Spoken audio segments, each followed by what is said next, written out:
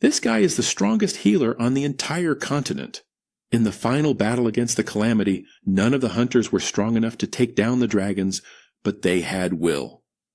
And with Will around, nobody died on the battlefield, no matter how bad the injuries were. But that turned out to be a curse. His allies got fed up with not being able to die. Being pulled back from death, patched up from scratch, and thrown back into the war over and over again was worse than just falling in battle. So, they turned against the only one keeping them alive. The general drove a sword into Will's shoulder and said, "Now you know what it feels like to suffer." That was the end. With no will to fight, the army fell apart. The dragons didn't let anyone walk away. And Will found out that even the strongest healer in the world doesn't make it out of a dragon's stomach alive. But you think that's it? Will wakes up 5 years in the past with every single memory of the apocalypse still in his head. He knows exactly what's coming. And this time, he decided he's not going to stay in the back just healing people. He's going to learn how to fight, get into the offensive magic academy, and stop relying on everyone else to protect the people he cares about until he notices the letter on the table, the enrollment form. If it was there, then it meant he had actually gone back in time. Will opens the door and faces the world outside year 416 of the Salsario calendar, 1 week before the enrollment date at Helig Academy 5 years ago. He had thought the dragon took his life. He doesn't know what happened, but if his last wish was truly granted, then he knows exactly what he needs to do. He's going to enroll at Schwarz, the Offensive Magic Academy. It was common knowledge that healers couldn't use attack magic. Will intended to shatter that idea once and for all. There would be obstacles, plenty of them, but he carried the memories of his past life, and all the healing magic he had mastered in it. If he used everything he had, he could change the future. This time, he would fight with his own hands. Schwarz was the best school in the world for learning battle magic. They said the elite system there could turn any mage into a frontline combatant. Someone he had met in his past life was also a graduate, but the academy's theories were kept under tight wraps. Only students had access. There was probably no precedent for a healer enrolling at Schwarz. The question was how to get around that. In the end, it might come down to money. Because of the school's reputation, nobles invested heavily in it. If only he had managed to bring his fortune from his past life. But no. Either way, the reward he received as a healer was generous. The problem was time. Even if he started working now, he wouldn't earn enough before the enrollment date. A voice calls his name. Will recognizes it immediately. His sister. He had gone back to the past, and she was still alive. She asks if his stomach was hurting. Will shakes his head, saying some dust got in his eye. She laughs and wishes him a good day. Will thinks that in this life, he can prevent the tragedy that happens to her later. His healing magic would be enough. He can save the people he couldn't save before. He says he found something out. His sister wants to know what's going on. The Magic Academy Alliance was an organization that brought together all themes in the kingdom and made decisions about magical education. At that time, the president of the alliance also served as the director of Schwarz Academy, but there was a period when he practically vanished from the meetings. At the director's estate that same day, he was standing beside a bed. His granddaughter lay unconscious, drenched in cold sweat. He rests his hand on her face and calls her name, Marie. He says today's healer wasn't good enough either, but that he will find someone capable of curing her. He asked her to hold on a little longer. That was why the president kept disappearing. He was completely consumed with caring for his sick granddaughter. In the previous timeline, the healing magic of the era hadn't been able to save her, and she had died. Then someone comes in through the window and asks if the director would be willing to let him take care of that job. The director recognizes the boy right away. It was Will, the scholarship student from Helig, whose talent in healing magic was well known within the Alliance, though he hadn't expected him to be the type who climbs in through windows. Will scratches his head and laughs. He thinks his past self would never have done something like that, but losing a life might have made him bolder. Either way, there's no time to waste. Not for him, not for the girl, and he can heal her. The director asks what his intentions are. Will says they can talk about that later, and that first he needs permission to treat his granddaughter. The illness has progressed faster than he expected. The two stare at each other for a few seconds. Then the director gives in and tells Will to show him what he's got. Will sits beside the girl on the bed and looks ahead, a little tense. He thinks the director of an offensive magic academy has exactly the kind of eyes you'd expect. The type that ends your life on the spot if you make one wrong move. Even so, he takes a deep breath, holds her hand, and starts using his healing magic. His mana capacity dropped when he came back to the past, but the formulas he still remembers. The formula to treat Zora's illness wasn't supposed to be discovered for another 2 years, but his current self already knows it. The girl opens her eyes. Will lets out a relieved sigh and says, "Thank God it worked." With a smile, he tells her that her stamina is completely drained and asks her to rest. She turns away slightly embarrassed and agrees. The director asks if Marie is really okay. She confirms it and says she can't remember the last time she felt this light. The old man nearly bursts into tears on the spot. He says he understands. He understands completely, and that it's an enormous relief. In another room, the director thanks Will. He says that if there's anything he can do for him, all he has to do is ask. Will thanks him and says the request isn't a hard one. As the director just saw, his healing magic is top tier. There's nothing left for him to learn in that field. That's why he wants to enroll in Schwarz Academy. The director asks if Will really wants to put a talent like his into an offensive magic academy instead of a healing one, and whether he understands what that means. Will confirms it. The director studies the boy's eyes for a moment. Then he says his authority exists for exactly days like this one, and that he'll take care of everything. He shakes Will's hand.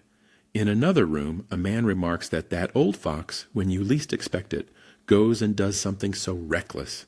He wonders if Will can even keep up with Schwartz's curriculum, a soft healer like him. On the day of the entrance ceremony, the director gives a speech in front of everyone. Schwarz Academy is a boarding school specializing in offensive magic with a unique curriculum, vast grounds, numerous training fields, research facilities, and a massive library. It boasts influential alumni and receives direct support from the kingdom. There is no better institution to learn offensive magic. No healer had ever enrolled there. The director is certain that many hardships await Will, but if he studies at this academy, he will be able to become a true mage. Will thinks about his past. Here in this place, he will change his destiny. After enrollment and classes begin, Will runs into his first obstacle. A professor tells him to start. Will agrees, conjures a fire spell in the palm of his hand, and fires, but only smoke comes out. The professor declares it another failure. He says he can't let Will attend class until he can hit a target with basic offensive magic and tells him to go practice at the training fields behind the school. Will excuses himself and asks if the professor can at least teach him how to do it. There's no way to practice something he doesn't know. The professor replies that teaching a healer is nothing but a waste of time. Will asked if he could at least study theory in the library, but the professor was blunt. There were no books for healers there. That was when a blonde student cast a spell without warning and fired it straight at him. Will hit the ground. The blonde laughed, asking if he couldn't even dodge a basic attack. This was an offensive magic academy. There was no place for weaklings who didn't even know how to protect themselves. In other words, it was his own fault for taking the hit. The professor agreed with the student. He said Will should ask the Healer Academy to take him back. The blonde finished with a smile, saying that at least over there he'd find people kind enough to comfort him. Will got up and looked back with hatred on his face. Later, sitting on a bench outside, Will faced reality. There was no sign of progress in offensive magic. He knew it would be hard. Healing magic and offensive magic draw from completely different sources. Mages convert mana using spell formulas, and the type of mana defines what they can do. Dynamic mana produces fire, explosions, destruction. Healers only possess static mana, but Schwarz had a reputation for forging top-tier battle mages out of almost nothing. There had to be some method here. If he could learn to convert static mana into dynamic, he was confident he could master the rest. The problem was that getting anywhere near the classes wasn't even possible. Professors and students looked down on healers equally. Even so, he couldn't give up. The person he admired had started with little mana and refined everything right there at Schwarz. Coming here hadn't been a mistake. Struggling in the dark wasn't going to get him anywhere either. He didn't have permission to enter the library, but maybe it was worth trying to sneak in.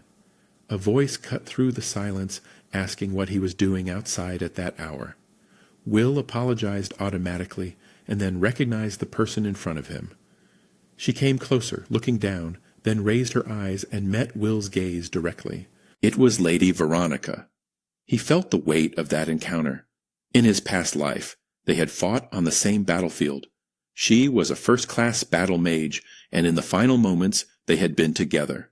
Her magic sword could cut through anything in an instant. And now, in this life, he had the chance to meet her again.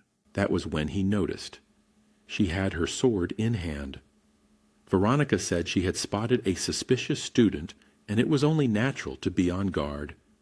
She wanted to know what he was up to, whether he was plotting something or just eager to learn.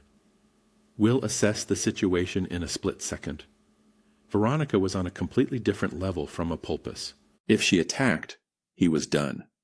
He answered that it was just eagerness. She put the sword away, said that was fine. Then Will confirmed her name, and Veronica agreed, but wanted to know if that was how he addressed a professor. Will was surprised. In his past life, the age gap between them hadn't been that wide. Veronica explained that she had skipped grades and become a professor shortly after starting that very year. Given her talent, it made complete sense. And that was when Will saw the opportunity. He asked if he could attend her classes and how he would go about signing up. Veronica replied that she didn't have her own class yet. She had skipped grades and barely attended regular classes herself. That year, she was only a teaching assistant assigned to answer students' questions. The idea was that being close in age, students would feel more comfortable around her. For some reason, though, no one ever asked her anything. Perfect. Will got straight to the point. If a healer wanted to learn offensive magic, what did she think he should do? Veronica said she had noticed something strange in his mana flow. So it was him, the newcomer everyone had been talking about. A healer learning offensive magic was a rare thing, but if there was any method for handling dynamic mana, she could certainly teach it to him. Will was surprised, but Veronica continued without hesitation. Even so, it would be impossible for him to use offensive magic. He had far too much static mana. Even if he managed to forge dynamic mana, it would simply dissolve into the static. And even using an alternative method, the formula wouldn't work. Will asked directly whether there was no method at all for a healer to use offensive magic. Veronica said no. He took in the answer. The plan had fallen apart, but giving up there wasn't an option. If no method existed, he would have to create one himself. He thanked Veronica and said he would think it over more on his own. Veronica said she wasn't done yet. It was true that healers couldn't use offensive magic, but there was a way for a healer to become a battle mage. Will didn't understand what she meant by that. Veronica pointed to the sword at her own waist. Swing it like this, and you can take down an enemy. Then she pointed to the chair beside her made of wood built for sitting. But if someone picked it up and threw it at another person, it would knock them down with ease. Nobody thinks of using a chair as a weapon because it was made for something else. How it's used depends on who's holding it. And the same went for her hand. She could give him a light touch. Will was caught off guard. Then Veronica flicked him on the forehead and said she could hurt him that way too. In short, it all came down to application. Anything could become a weapon depending on how it was used. Will got it right away. She was talking about using healing magic to attack. Veronica confirmed it with a nod. He couldn't understand why he'd never thought of that before. He'd never even considered the possibility. Veronica explained that was exactly what defined each person's nature. That's why battle mages had no interest in healing, and healers had no interest in combat. But he was probably different. The simple fact that he'd enrolled in an offensive magic academy already made him an anomaly. And in reality, his mana wasn't that of a pure healer. Will thought that maybe he hadn't noticed because of the regression. Veronica told him to be aware of that, to embrace the aggressive fury inside him. If he did, his healing magic would surely be capable of crushing enemies. The next day on the training grounds, Will was still thinking about what Veronica had said. Her analogy had been strange, but it was a real eye-opener. He wondered why she hadn't shown any resistance to the idea of a healer using offensive magic, and it was odd that she already had a theory ready for it. The instructor cut through his thoughts. Since the class had an odd number of students, Will would also be taking part in that day's sparring matches. The fact that he couldn't use offensive magic was his problem. Even if he took a one-sided beating, he'd reap what he sowed, and the matchups had already been decided. Will face. It was an obvious setup. Omen came from a well-known noble family and was always surrounded by lackeys. But from what Will had observed in class, Apulpus wasn't just a name. He was a genuine battle mage. Opus shouted that healing magic didn't work against humiliation, and that Will would be running home crying after taking a beating. Will found his personality irritating in a way he hadn't expected. In the past, he would have ignored it. But this time, the guy actually got under his skin. He wanted to test Veronica's theory anyway, and maybe hit back a little. He addressed Apulpus formally and said he wouldn't accept a forfeit. Will replied that he had no intention of giving up, but he had a proposal. If he lost the fight, he would acknowledge that he had no talent for offensive magic and leave Schwarz. The instructor said that was a wise decision. Will continued, but if he won, he wanted permission to attend regular classes. The instructor asked what kind of nonsense that was. Alpus shouted that a weakling was clinging to an impossible illusion just to face his fear, and that if there was nothing to break, there'd be no fun in it at all. The instructor shut down the discussion. Impossible hypotheticals were a waste of time. Both of them should take their positions. He raised his hand and called for the match to begin. Alpus focused, summoning several daggers around him. He shouted for Will to behold his blade creation magic, countless swords conjured from nothing, ready to strike a quitter who couldn't even use basic offensive magic. Will focused right after. He channeled his healing magic, opened his eyes with full concentration, and started dodging the blades from side to side. Opus was surprised. Will reflected as he moved. The true essence of his healing magic was the manipulation of life, controlling vital activity and maximizing the body's natural healing power. But healing wasn't the only thing he could control. If he converted that into an offensive form, Opus shouted at him to stop acting like he was something special just because he got lucky. Will activated physical reinforcement. He grabbed one of the blades mid-air and in a single motion knocked all the others aside. They froze suspended for a moment before dropping to the floor with a dry clatter. That's exactly what I needed. He positioned the dagger in front of him and said he was borrowing it. He was ready to fight. The crowd had no idea what had just happened. Someone asked if that was offensive magic. Will thought no, it was healing magic used offensively. Apparently, no one else could tell the difference. Apulpus wasn't having it. He shouted that Will had to be kidding, that he could summon way more blades than that. A battle mage couldn't lose to a healer. Will pressed forward, deflecting every blade that came at him. Opus grew even more frustrated. It's not about quantity, he declared. He was going to make the swords bigger. He wanted to see what Will thought of that. Will blocked with the dagger. Opus shouted in disbelief and pushed harder. He added spin to the blades and threw everything he had. Will figured he'd have to push the physical reinforcement up a little. He blocked the strike. Alpus shouted that it was impossible. I'll heal myself properly after. Will looked at him. Forgive me. He moved the dagger. A wall of sand rose between them. Both stepped back, caught off guard. The teacher had stepped in. The sand was his. He said there were still other matches to get through and told them both to stand down. Will looked coldly at Alpus on the ground and asked if he could join the regular classes from next time. Alpus gritted his teeth and told him to do whatever he wanted. Will thanked him. As he walked away, he thought about what he had just felt.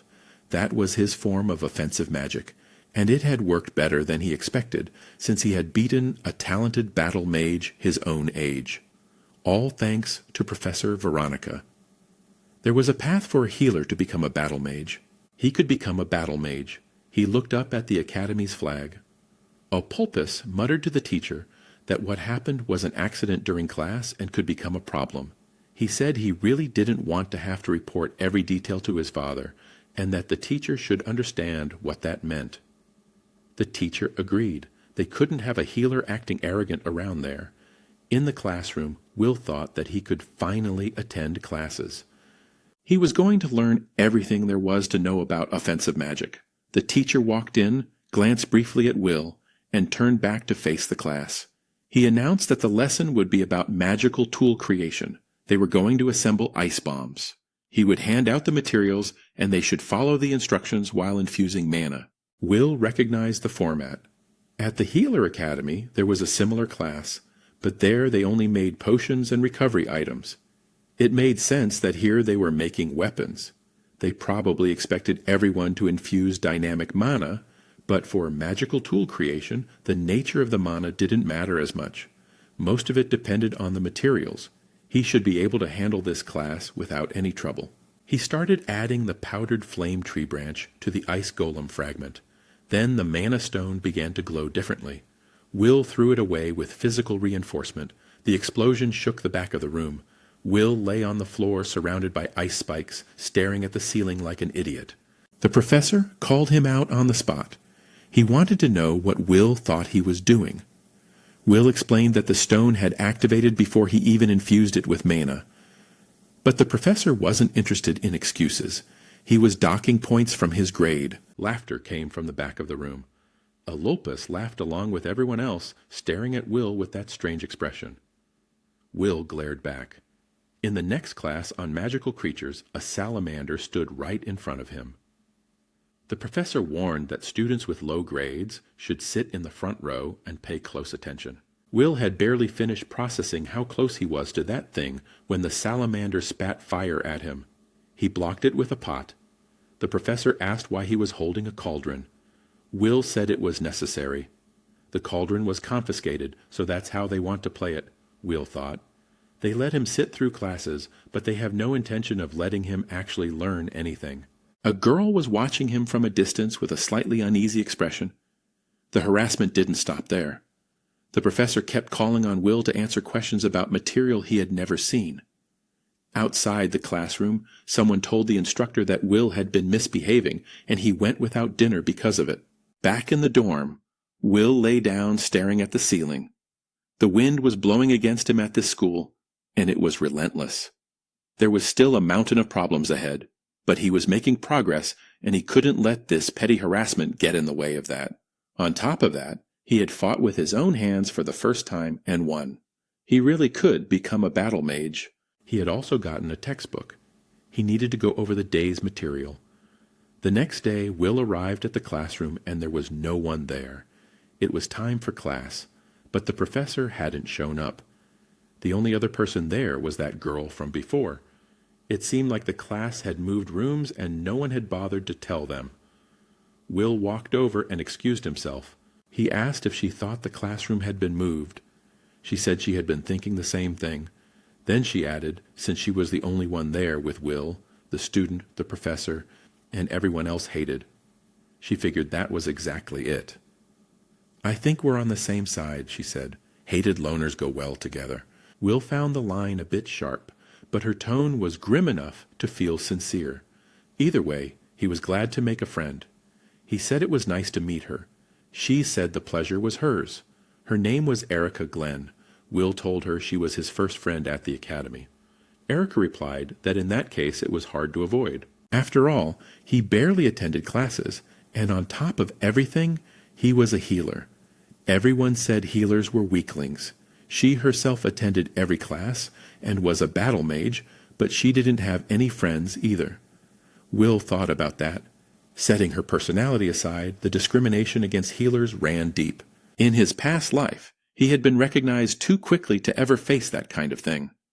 But at an academy that specialized in offensive magic, the prejudice was strong, and studying there meant having to fight against it too. Erica sighed and asked why he had come to Schwarz. Will said that being born a healer was no reason to stay out of the fight. Erica looked surprised. He said he had his reasons and asked why she had come. Erica explained that she came from a small noble family in the countryside. No boys had been born, and her parents were worried about the family line dying out. They figured that if she could make a name for herself as a mage, she might be able to take on the role of family head. Will said he's understood. Graduating from Schwarz would certainly make that possible. Erica admitted she had almost no talent for offensive magic. Because of that, she couldn't make friends. Classes were painful, and it was just the worst. But now, she had made a friend. As long as she had Will, an even bigger failure than herself, she wouldn't feel so insecure about her bad grades. Will said things might not turn out the way she was thinking. Erica asked what he meant. Will answered that first they needed to find the room where class was actually happening. Erica decided to follow him. In the classroom, Will announced they had arrived. The professor responded coldly that they were late. Class had started a long time ago. Will apologized, explaining they hadn't known about the room change. The professor wasn't interested in excuses, and since Will was there, told him to solve the problem on the board. Erica was outraged. They had just arrived. How were they supposed to know? And Will had barely had any classes yet. Will looked at the board. The professor warned that if he got it right, the matter would be dropped, but if he got it wrong, he'd lose points. Alpus commented that at this rate, Will would fail out in no time. Even so, Will picked up the chalk. He started writing. The class watched in silence, some already expecting him to fail, but Will finished, turned to the professor with the complete magic circle on the board, and asked what he thought. The professor was surprised. It was correct. He told Will to sit down, and Alopus let out a gasp of shock. Erica couldn't understand how he had done that. Will returned to his seat with a calm smile and kept following the lesson. After class, Erica ran after him, wanting to know how he had solved the problem. Will explained that it looked complex, but it was just an application of the examples in the book he had studied ahead of time. Erica asked if he had read that book on his own. Will confirmed he had read it the day before. The Schwarz textbook was flawless. It covered everything from the basics to advanced applications. No fluff, exactly what you'd expect from the best magic academy. Just reading it was enough. On top of that, he had always been good at theory, and the reasoning he carried from his past life helped a lot when it came to understanding offensive magic. He ended up staying up late, but it was fun. Erica's jaw dropped. The material was too dense to absorb without a professor, and she had thought Will was the weakest student in the class. If he was at that level, where did that leave her? She asked him not to leave her behind. Will placed a hand on her shoulder and said it was fine. He'd teach her whatever she didn't understand. They were friends, after all. Erica thanked him. Will thought to himself that he hadn't come to Schwarz to make friends, but having Erica around opened up possibilities, so he told her he needed a favor in return. Classes weren't just theory. The next one was general offensive magic, which was exactly why he had failed and been removed from every class before. He could manage now. He had even beaten Ulpus, but general offensive magic was still out of his reach. He had a plan, and he needed her help. He explained the difference. General offensive magic used formulas that had already been analyzed and structured accessible to anyone who learned them. Unique magic, on the other hand, was created within the user and only worked for that specific person. Schwarz had separate classes for each. For unique magic, there was no single right answer, and there he could get by using his offensive healing magic. But for general offensive magic, without casting the spell, there was no passing grade. The professor confirmed it plainly. Will might have done well on the written portion, but the practical side was a different story. If he didn't cast offensive magic, he'd fail. The task was simple. Hit the target with a fireball, the most basic spell of all. Without that, he could forget about advancing or graduating. The professor suspected Will had used healing magic in the mock battle, and the story about movements improving after healing even made some sense. But general offensive magic was something else entirely. Someone as incompetent as him should just leave the class. Then the professor noticed something. Will was smiling, and there was fire in the palm of his hand. Will felt a quiet sense of satisfaction. The professor hadn't noticed. The day before, when he was with Erica, Will had asked her to create a fireball using general offensive magic. He stored the spell inside a salamander tail and hid the tail in his own hand while healing it so it wouldn't burn. Erica wanted to know if that was even possible for a healer, and just who the hell Will was.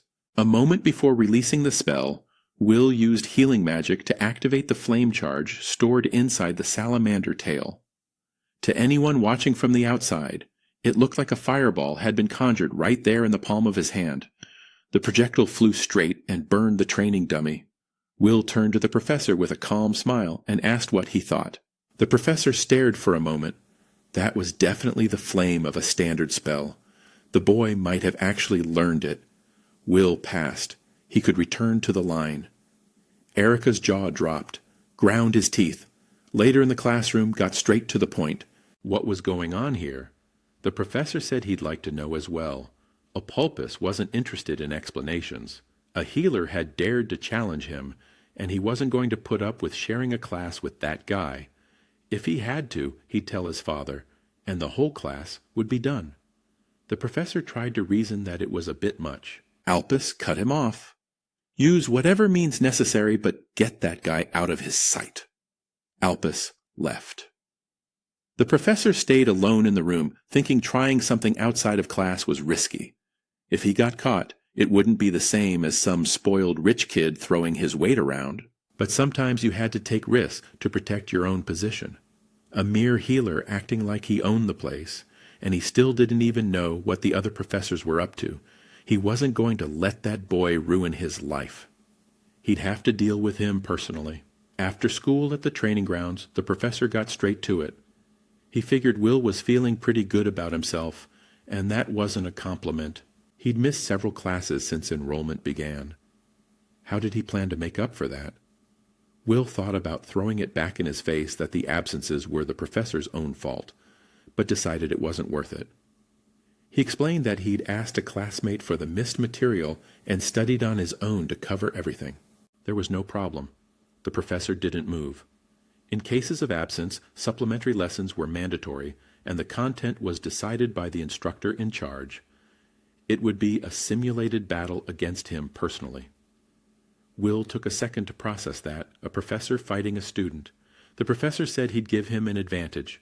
Considering the difference in skill, landing just a single hit would be enough to pass. Since he was being so generous, there was no reason to run. What the professor didn't say out loud was what he was thinking. With that magic, the boy's attacks would never get close. All he had to do was beat him until he understood the difference in strength. Then he'd listen to what he had to say. Will agreed he'd do it. The professor smiled and activated his magic. Will had seen that magic once before. It was the one that lifted the ground. He dodged quickly, but a strike came from above, too. He ducked, and the next one came from below again. The professor asked with contempt if running was all he knew how to do. Will straightened up, analyzing the situation. Unlike creation magic, this style manipulated the existing ground itself. That's why it was so fast, and the range of attack angles was enormous. But it wasn't unavoidable. He leaped, dodged the strikes, and pushed forward. The professor activated another magic circle on the ground, raising walls on either side of Will to trap him between them. He smiled. Will used the walls as leverage and jumped over them, closing in with his weapon in hand. But when he got close enough to land a hit, the professor turned to stone. Will pulled back from the spikes. The professor said the boy was weak. He couldn't even break through his absolute form with that level of power. He'd never heard of a healer using healing magic to attack, but it was just a cheap imitation. Wanting to be a battle mage with such pathetic magic was almost laughable. Will responded calmly. Through healing magic. He had studied the human body in depth, and learned that humans generally live while unconsciously holding back their own strength. The reason was simple. The body can't withstand its own full power. If someone tried to exert a force beyond that limit, their own body would break. The professor shot back with contempt.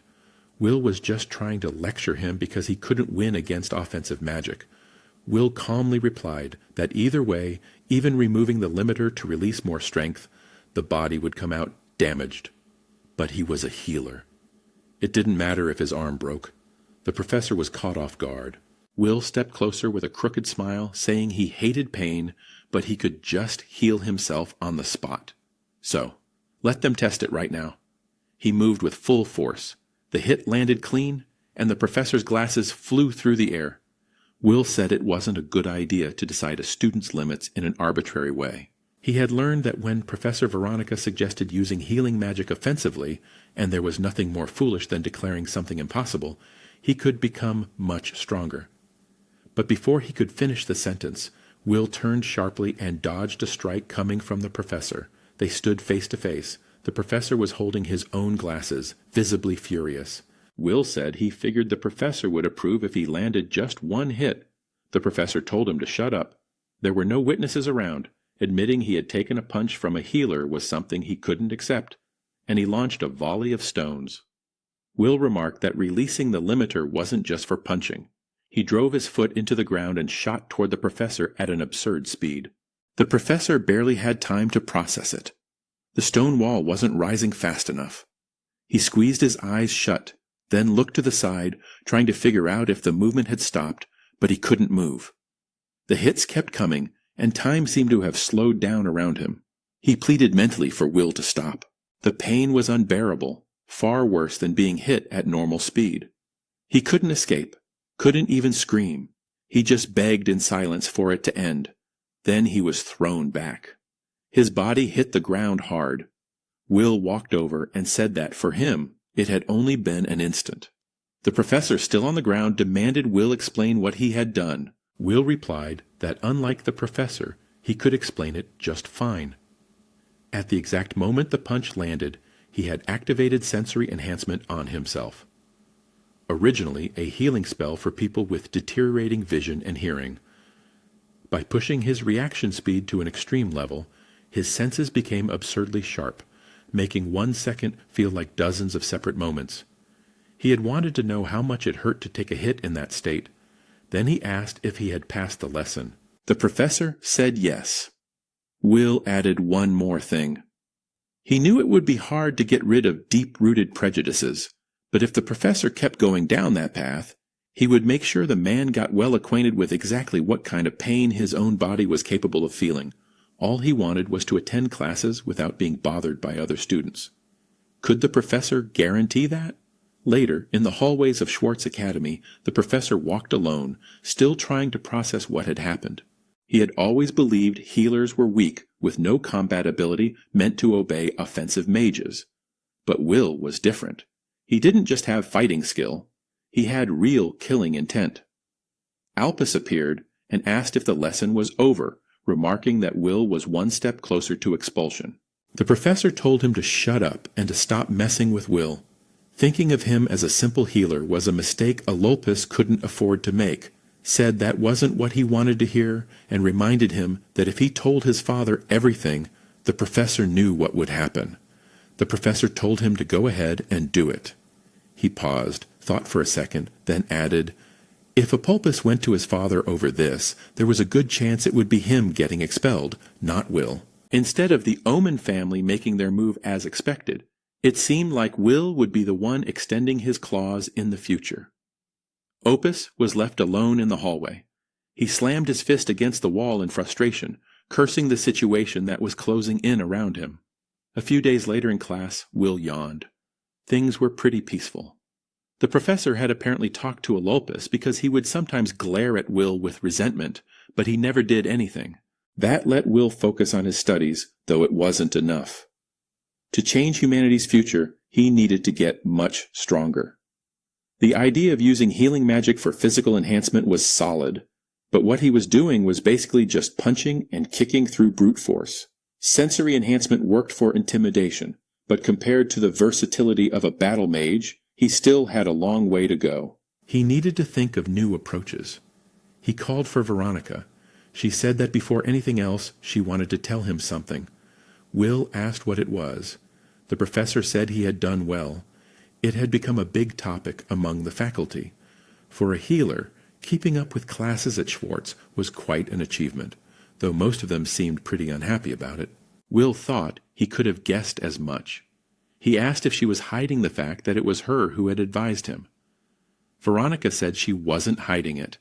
She simply hadn't had the chance to say anything to the other professors. Will realized she was also something of an outsider among her colleagues. Even so, he said it was a relief. Everything had been thanks to her advice, and he would have felt terrible if his actions had put her in a bad spot. Veronica replied that she didn't mind that, so he didn't need to worry. And besides, she was grateful. As she had said before, because of the nature of healer spirits, none of them would ever think to put that theory into practice. Then she drew her sword. She said she was curious to see what a combat healer actually looked like. Will asked what she was doing. Veronica replied that she wanted to assess his current state since he wanted advice on how to get stronger. Will said fighting her was a bit much. She replied that there are no breaks on the battlefield and lunged at him. Will was caught off guard and stepped back but managed to block the strike with a dagger. Veronica's strength began to overpower him. She kept pressing forward blow after blow. Even with his reaction, speed amplified by magic, Will could barely keep up with her. Up close, it was clear it wasn't just speed. Her movements were refined, calculated to unleash a relentless barrage. Forcing his body to keep up through physical enhancement alone had its limits. He had one shot, the speed he hadn't shown her yet. He needed to catch Veronica off guard. He focused force into his foot and went for a thrust. Veronica was surprised, but she moved her sword with precision, deflected the strike, dropped low, and cut the blade from his weapon.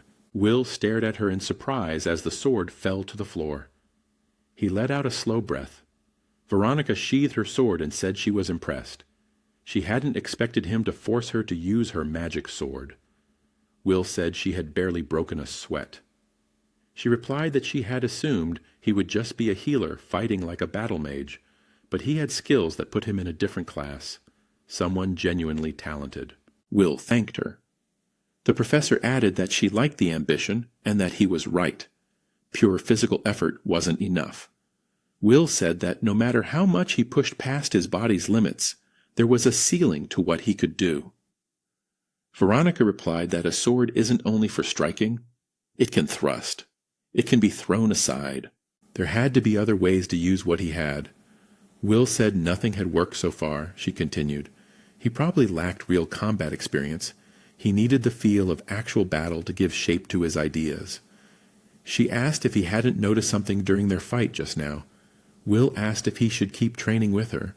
Veronica said it wasn't a bad idea, but that, as it happened, there would be a training exercise coming up soon. Will thought about it. Something similar had existed in his past life, too. The joint training exercise between the 3 schools, the Offensive Magic Academy Schwarz, the Healing Magic Academy, H. High Ig, and the Sword Academy Silburn.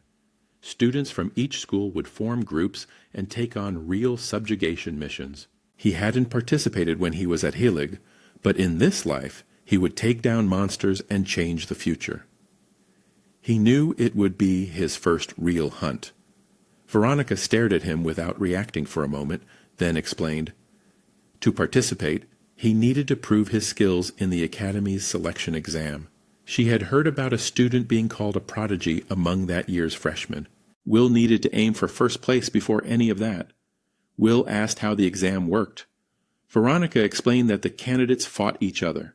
Around 100 people signed up every year, and those who showed strength were selected. Will took in the information. Everything came down to combat. He figured there would be few candidates willing to participate on their own, but that proactive attitude must have been part of Schwartz's style. The thought brought memories to the surface. He wondered what his mentor was doing now. Veronica added that, either way, the so-called prodigy had already surpassed some of the teachers. Reaching first place wouldn't be easy. Will figured the kid must be better than that professor, so he asked if she hadn't met this student in person. Veronica said there was apparently a teacher involved, so no one came with questions. Will sensed that wasn't the only reason. She told him not to worry. She would help with training, too. Will thanked her.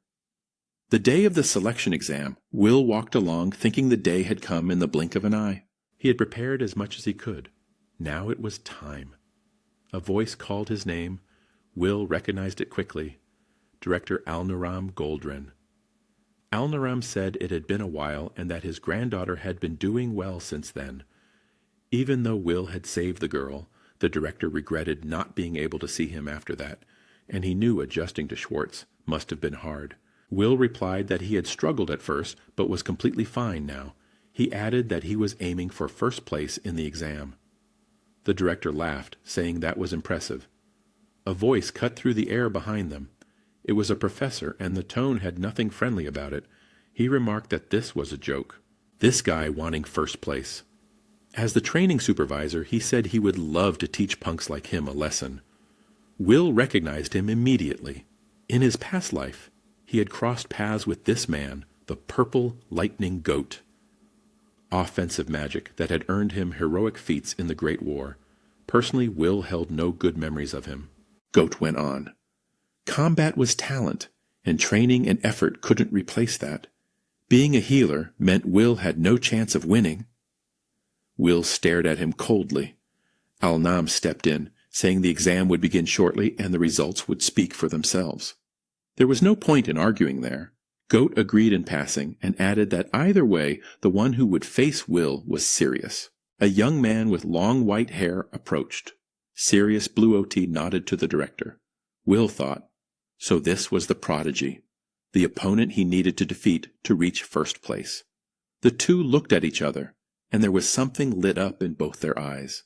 Al-Nam remarked that hot blood was good, but it was already time. They should head in. Everyone walked toward the arena. The other students buzzed in the stands as the participants lined up in rows. Will noticed Erica among them and asked if she was participating. She replied that if she didn't, they would cut her attendance in some classes. Opus fixed Will with a look heavy with anger. Will smiled at Erica, who made it clear she would rather be anywhere else. Al-Nam took the floor, saying he was proud to see so many participants once again that year.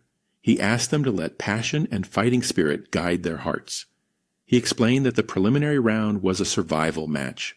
Whoever lasted until the end would advance to the main event. Will ran the numbers in his head. 100 people on a battlefield. A lot of people. Al-Naram anticipated the reaction and told them not to worry about the numbers. Then he raised his staff. A massive portal opened beneath everyone's feet. The ground turned into a starry sky. The students looked around, unable to understand what was happening. Al-Aram announced that off they went. Will appeared in the middle of a forest. He recognized the place. It must have been the one behind the academy. A voice sounded nearby, asking if he could hear. The teleportation had scattered everyone on their own. They should avoid strong enemies and cooperate with anyone they knew. Starting positions depended on luck. Will muttered that a spell capable of teleporting 100 people at once was just absurd. The director ignored the comment and declared the selection exam had begun. Will jumped immediately, landing on top of a branch. He compressed his presence to a minimum, suppressing his vital signs so he wouldn't be detected. But when he looked back, there were already 3 students fighting each other close by. One of them ordered his golem to advance. A girl ran toward the 2 of them with a magic hammer in hand. A third one, blonde, unleashed a blizzard and froze both of them in place. Will watched everything carefully. It was a good opportunity to study a variety of offensive spells. It would be a waste to stay on the defensive just trying to pass the test. And besides, he wanted to test a few things himself. The Golem boy defeated the other 2. He celebrated out loud, saying, everyone must have seen how strong his golem was. Will appeared behind him before he finished the sentence. He grabbed his head firmly and activated the consciousness disruption spell. The boy passed out on the spot. Will looked at him for a second. The technique manipulated the flow of life to force the opponent to black out. It required direct contact with the head, so it was hard to use without a clear difference in power, but it neutralized without causing any injury. Professor Veronica would be pleased. He turned and dodged a series of knives that cut through the air toward him, embedding in the ground all around. Will sighed. Opus, you never learn. The noble said he didn't know what he was talking about, that he just wanted to pass the exam, and that he was going to use everything he had to do it. The 2 companions behind Opus moved in together. conjured knives with his magic formulas. The second coated the blades with poison. The third replicated everything with shadows, multiplying the poison knives several times over. Bulpus warned that the knives would pierce skin at the slightest touch. In that quantity, it didn't matter how fast Will was. He wouldn't be able to dodge all of them. The blades were launched. Will calculated quickly. He could neutralize the poison with healing magic, but taking scratches from all of that, even with physical enhancement, was going to be a problem. He activated the healing spell in his hand. Then something threw itself in front of him. The golem blocked everything, absorbing the knives like a shield. Alpus didn't understand. The golem belonged to the boy Will had taken down. Will figured out what had happened. Healing magic normally only works on living beings, but the golem operated through a mechanism powered by the summoner's blood. He couldn't control it with precision, but by injecting life force, he could direct it just enough. The golem advanced on the group. It landed a clean punch on one of the subordinates and sat on top of the other. Alpus complained that his men had been beaten down so easily. Will was already in front of him. He grabbed his face with one hand. "Good night." Alpus blacked out. In another part of the forest, the golem was facing a water spell. Will watched from a distance, satisfied. Physical enhancement limited him to close-range combat, but the golem covered exactly that weakness, and there was still time left to study the other students' spells. Then a hurricane formed at one corner of the forest. Will frowned. What was that now? The gust came toward them. Will jumped to dodge, and the cyclone swept through. The golem and the students nearby were knocked down all at once. When Will landed, he looked to the side. Someone was approaching. It was serious, exactly as Will had expected. Impressive skill, someone who wouldn't be easy to beat. Will was still weighing whether it was worth testing that when the director's voice cut through the air. Enough effort! The preliminaries were over, and all four had passed. The main event would be the following day in the arena. For now, they could take care of themselves. The teleport spell would activate in moments. Will watched his rival from a distance. Sirius did the same, holding his gaze without looking away until he disappeared along with the others. Will couldn't wait for the next day either. Back in his dorm room, he opened his journal and wrote a few things down. What he could do before the main event, what he needed to think about. The night was quiet. Outside in the hallway, not so much. A few nobles were grumbling among themselves. That guy was way too strong, and he'd even healed everyone who'd been knocked out. Wasn't that enough to make them give up? The two of them to shut up. They came from weak families, so they didn't understand. The Omen family's teachings were clear. Healers had no place among real mages. If anyone found out he was being held back by a healer, what would his father say? The other two exchanged a look. They said he could do whatever he wanted, but they weren't getting hurt over it anymore, and they walked off down the hallway without looking back. Ulpus stood there, anger simmering. He didn't need magic to get rid of Will. In his room, Will was studying as usual when a knock came at the door. Too late for a normal visit. He felt something was off before he even opened it. It was Ulpus. He wished him a good evening with a smile and asked if Will didn't think the moon looked beautiful tonight. Will got straight to the point. What was he planning? The noble replied that he just wanted a peaceful conversation. He said with an almost relaxed honesty that he hated healers, and that he'd already done quite a lot to get Will expelled from the academy. Will figured he'd neutralized most of it, said he was tired of going around in circles. The message was simple. Will should leave Schwarz. Will said that at least he respected the honesty, but he wanted to understand why put so much effort into making him the villain. Alpes shot back that he didn't need a reason to mistreat healers. It was no different in the Omen family. Anyone born a healer was sent to the remote branch. Apulpus' older brother was one of them. Even when people mocked him, the guy just laughed. An offensive mage and a pathetic healer were completely different things. Will said those were deeply rooted teachings for such a prestigious family. Apulpus agreed without irony. And that was exactly why Will should leave Schwarz. That was no place for healers. Will asked if Opus really thought he was just going to say yes. Opus said he'd make him say it. There was a family Will want to protect, wasn't there? The servants outside had already done their research. Will had grown up with his sister in a remote village. He must miss her quite a bit. If Opus gave the right instructions, what would happen to her? He left the question hanging. Then he stepped closer and asked if he'd managed to convince Will now. Will said yes. Opus told him to go pack his things immediately. That was when he felt his neck being grabbed. Will threw him back and twisted his arm into a position that left no way out. Alpus begged him to stop. He was going to break his arm. Will said he'd already made his decision. The crack came. Alolpus started breathing in gasps, his voice coming out in fragments.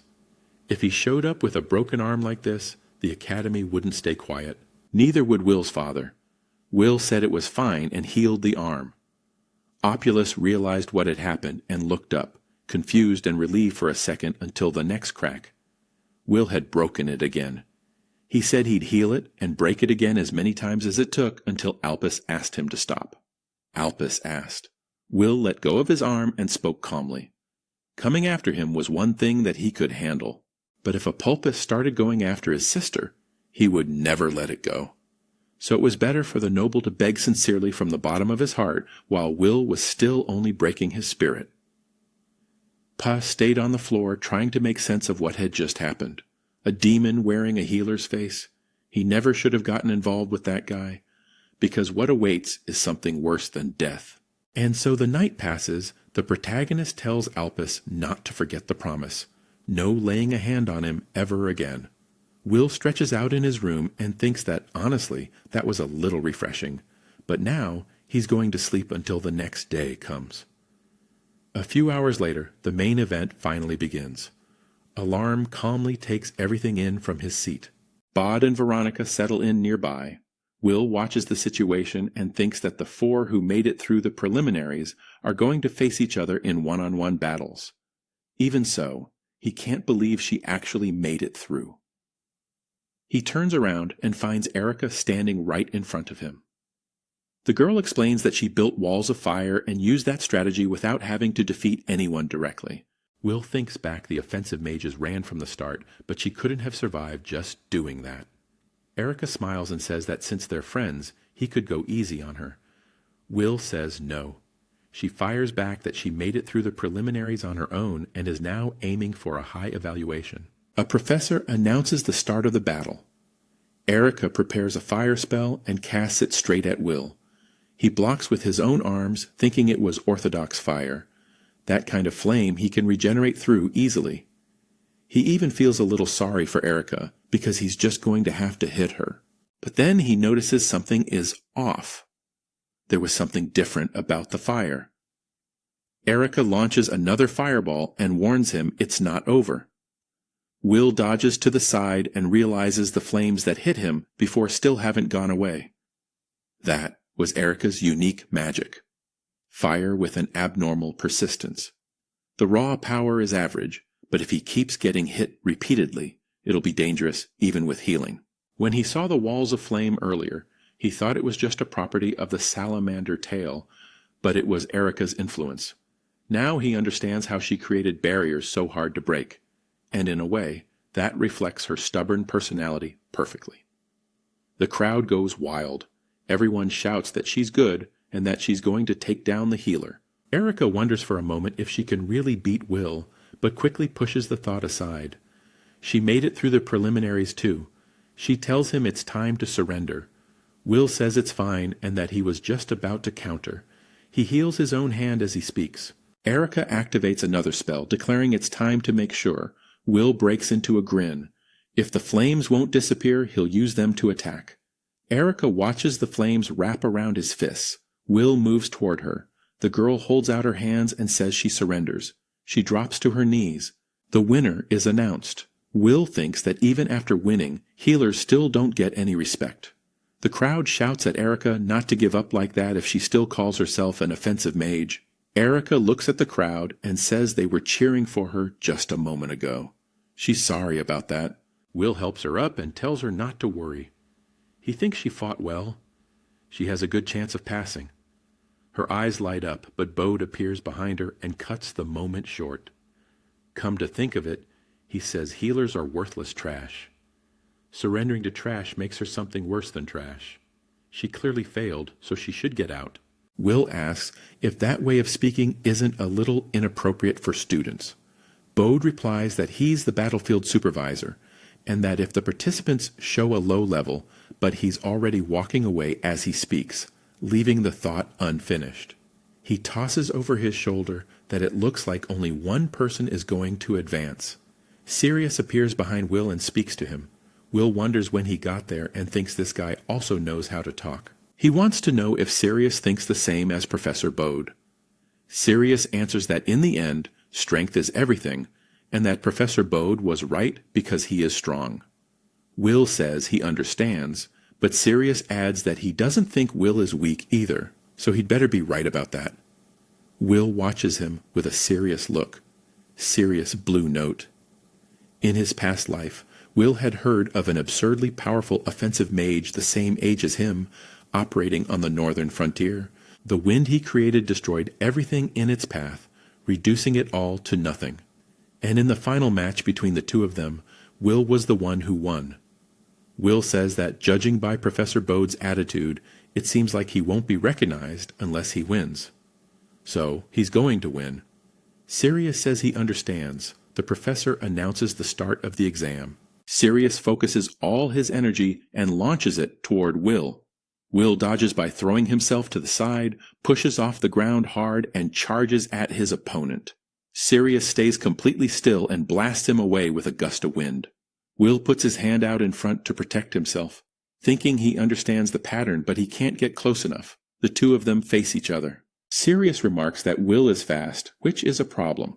He prepares another spell and releases another blast of wind. Will realizes that unlike the tornado, this blast sends everything flying away. If he takes a direct hit, he'll be thrown out of the arena. It's time to use that. He touches the ground. A tree bursts from the ground, growing in seconds into a massive structure right in front of him. Erica's eyes go wide.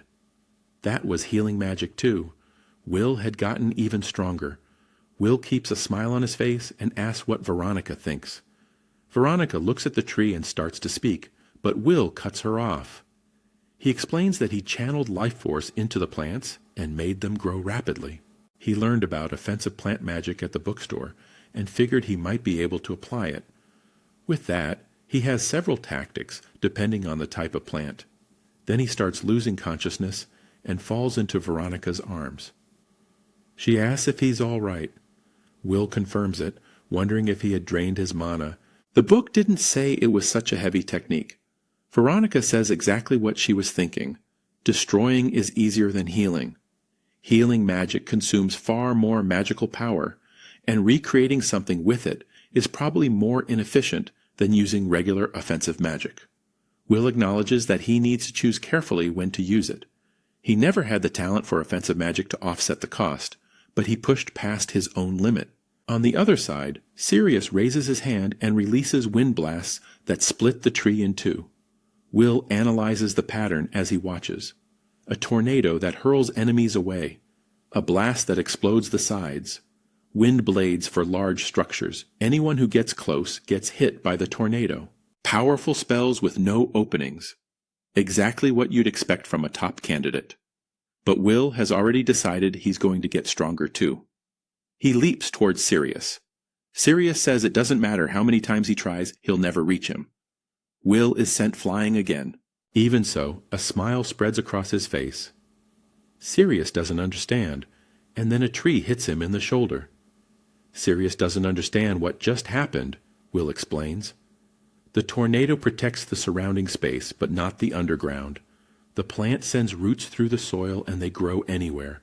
Sirius looks ahead, holding his injured shoulder. Will asks if he really cares that much about Professor Bode.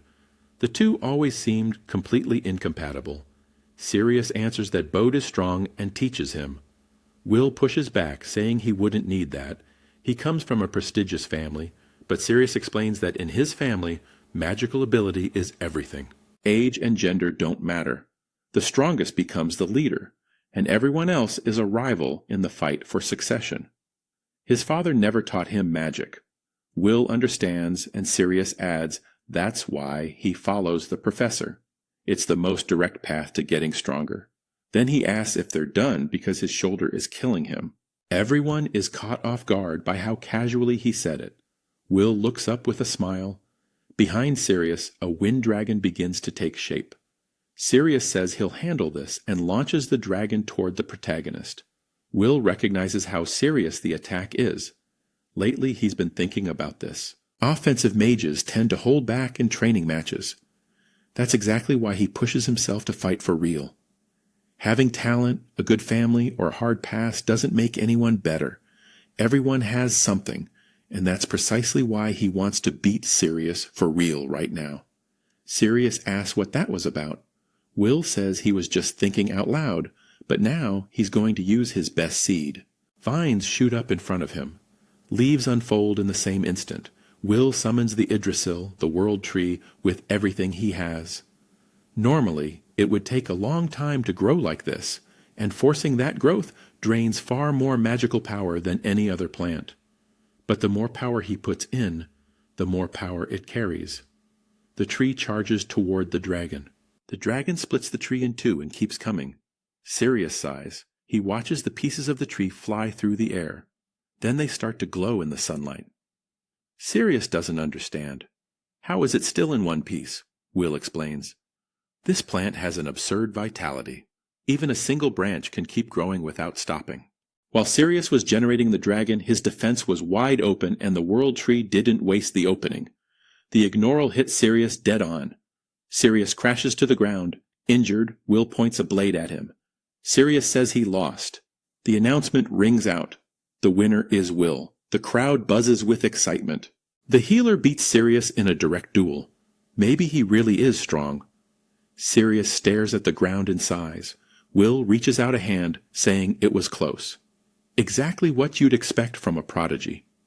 Sirius replies that it still wasn't good enough. Will doesn't get it. It was a great fight.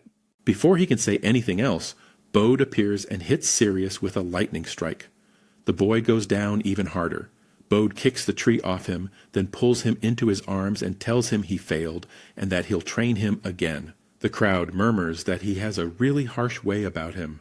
Bode turns to everyone and says the same goes for any idiot watching. He can't accept a healer finishing in first place. Dead silence. Will questions whether this is going too far. He's the one who won, but that doesn't mean Sirius is weak. It was a good fight, and if they fought again, Bode cuts him off. He says Will shouldn't even bother responding to him, talking about a good fight, about future potential. That's nonsense. On the battlefield, ability is everything. Whoever loses gets treated like trash and loses their life. Simple as that. Will thinks that Bode is doing this to his own student. Then he speaks. He defeated Sirius and proved his ability. Being a healer doesn't mean being weak. Bode replies that this level of strength. In the past, Bode and his classmates pinned Will against the wall. Will said that healers don't fight, but they can help everyone with their healing magic. It was a division of roles, and without teamwork, humanity would perish. Bode was silent for a moment, then he spoke. His students stood on the front lines to buy time while the others escaped, but those cowards were taken down by small monsters as they ran.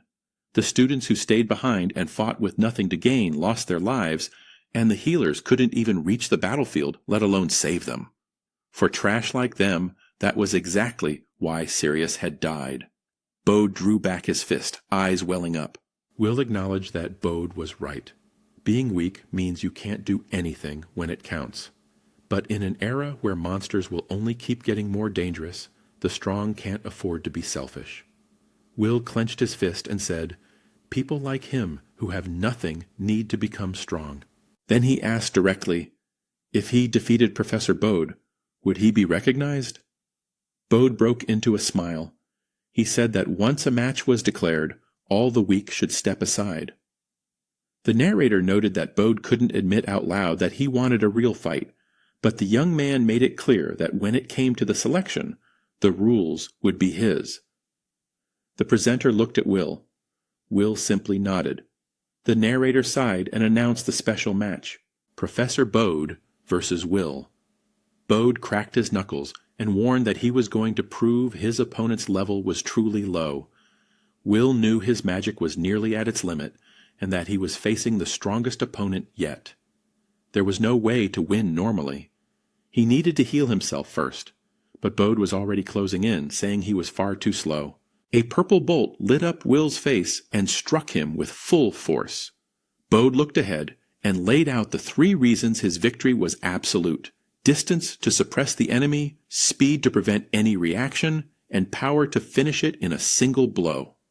The opponent can't do anything, and the battle ends. Then he remarked, almost bored, that Will couldn't even hear him anymore. Will asked where that finishing blow was. He was still standing. Will knew about B's unique lightning magic. To minimize the damage, he needed to redirect the current away from his body's core. No matter how powerful the strike, if the brain burns out, no healing magic can fix it. So he created a blood circuit that conducted the electricity quickly. Taking it in through his arm and dispersing it through his leg reduced the impact. He could handle it. It was time to counter. Bode scoffed with arrogance. He said Will had managed to hold on, but barely, and in terrible shape. Will activated his physical enhancement, but his mana ran out the next instant, and he felt his body lock up. He couldn't channel any strength at all. Bode explained there was an absolute rule. Anyone struck by the purple bolt gets paralyzed and can't move. Will moved anyway, warning that was going to be a problem. Bode kept smiling. He said that, come to think of it, Will had been doing just fine a moment ago. Another bolt hit him. In the stands, Erica clasped her hands together, crying. Will cursed the situation. Bode was genuinely strong. His unique magic had no openings, and all that arrogance made sense now. Even so, Will got back up. He was determined to win. He announced that this was his last seed and his last spell. He activated plant manipulation and shouted for the tree to grow. The aquatic treasure tree sprouted in front of him. Will calculated it absorbs large amounts of water from the ground. Used as a shield, it would disperse the electricity. Bode demanded to know what that was. Will looked up just as surprised as the other students. Bode simply split the tree in 2. Will admitted he had no way out. Bode walked closer with a mocking smile, asking if that was his last move. Ending with a defensive technique was pathetic, but then he noticed something beside the tree. Mushrooms were starting to sprout all over the split wood. "What is this?" Bode muttered. Will could barely believe it had worked so well. Some plants and mushrooms grow faster after lightning strikes. When a forest burns to ash, they're the first to appear with no competition. That mushroom was one of them, but that wasn't its only trait. Bode stared at the mushrooms with a strange look. A second later, his expression changed. My body feels weak. That was the opening Will needed. He focused his energy and closed the distance between them at a frightening speed. Bode smiled. He threw a punch loaded with lightning straight at him. Will spat blood and went down. Idiot, Bode said, not even bothering to look his way. Obviously, I'm superior in close combat, too. My unique magic manipulates electricity. If I reinforce my own body and move at enhanced speed, a paralysis effect is nothing. Will lay on the ground, thinking that even after all of that, he still hadn't managed to win. So this is your defeat, Bode said, closing in again with his electrified fist raised. A blade appeared pointed at him. Veronica was standing behind Bode, sword in hand, voice steady. Enough. This has gone too far, Professor Bode. The professor let out a heavy, irritated sigh. Veronica, you shouldn't interfere. You're a new hire. The match has already been decided, she replied. Continuing only serves to hurt him. This guy can heal his own wounds. He can keep going, can he? Veronica didn't back down. If he had magic to spare, sure, but he has no stamina left. He's just wasting my fighting spirit. Veronica released her energy. B did the same.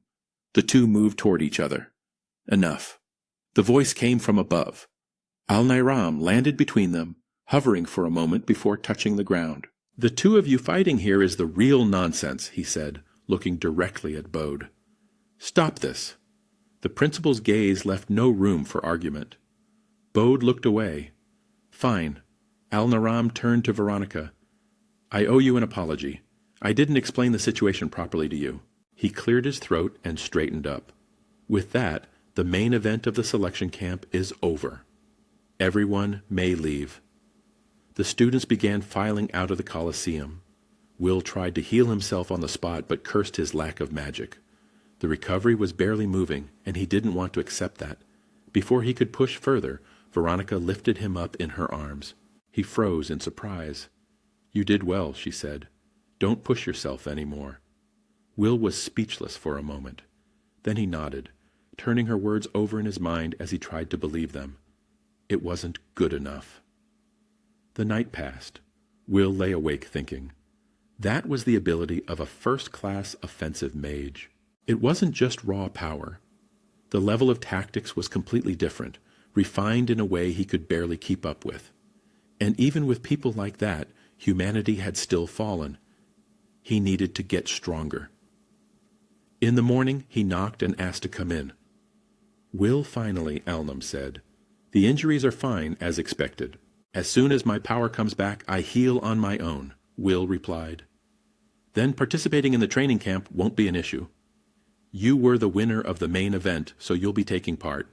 Besides you, Sirius and Erica also passed. Will frowned, but Professor Bode said everyone failed, and I didn't win. Al-Naram gave a half smile. That happens every year. Al-Naram explained that it was done on purpose every year. Telling everyone they had failed was a way to create a sense of urgency in the students and push them to their limits. In the end, most of them ended up passing anyway.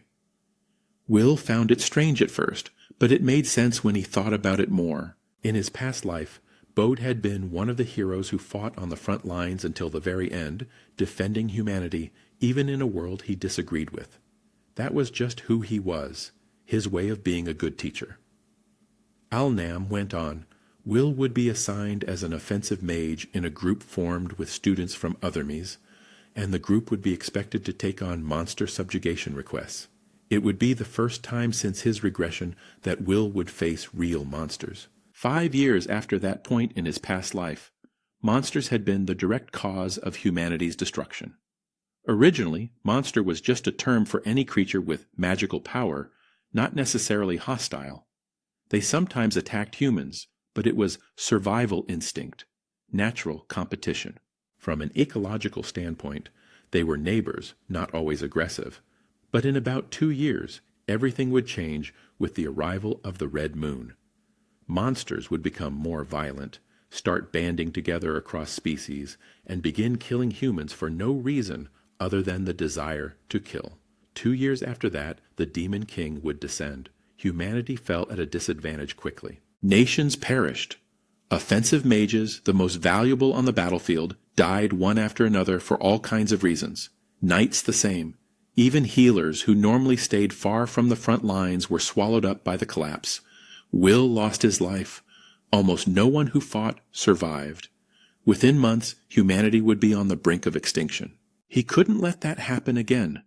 He needed to become stronger than anyone who had existed in his past life, accumulate enough power to hold back mass invasions, and if possible, find out what had really caused the Red Moon.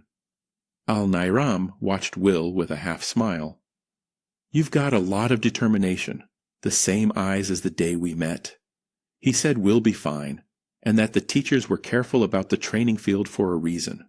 There was something he wanted to say specifically to him.